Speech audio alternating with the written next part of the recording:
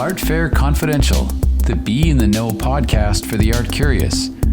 Join the creators of Art Expo New York and Spectrum Miami art fairs as they delve into the passions of art collectors, the creative spirit of artists, the how-tos of a successful art business, and the importance of art in today's world, with interviews, discussions, and collaborations. Sponsored by Art Business News.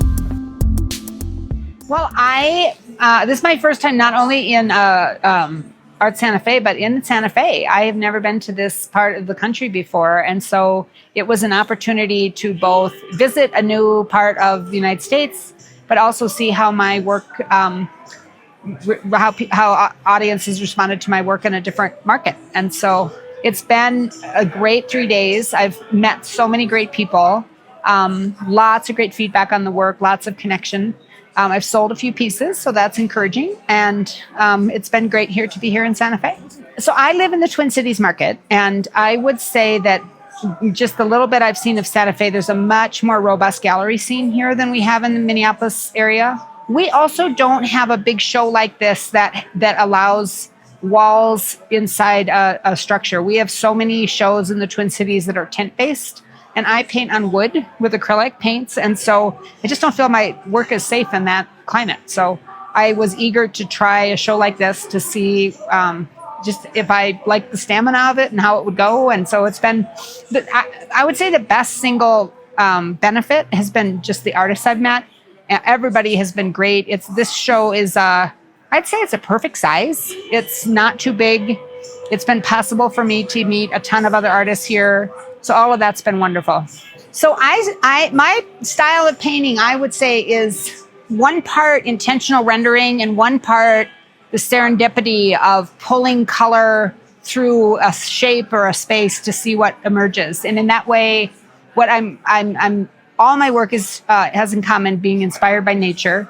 And so I'm looking for that same kind of sense of energy and movement that you would see in a creek bed or a wood grain. The piece behind me here is, well, you see two abstract pieces, and then this is more abstract landscape. But that same sense of movement shows up in all of them. And so, yeah, I'm with a piece like this, my main goal is just trying to create an evocative sense of place.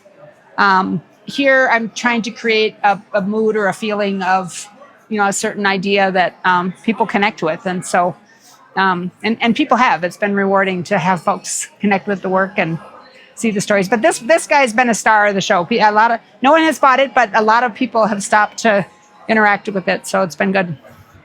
A show I did recently back home, a fellow artist said to me, selling art has a long tail. And in that show that I did, I sold a few pieces there, and then the more sales came afterwards. It's really about building relationships, building connections, and I feel like the conversations that I've had here have established that. And so I feel like I'm leaving with a lot of rich connections.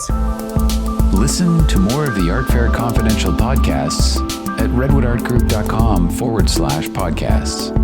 And we'd love to hear your feedback as well as suggestions for new topics. Just drop us a note at info@redwoodartgroup.com or click on the comments box at the bottom of the podcast website page. Remember to stay in the know. Join us next time for more Art Fair Confidential.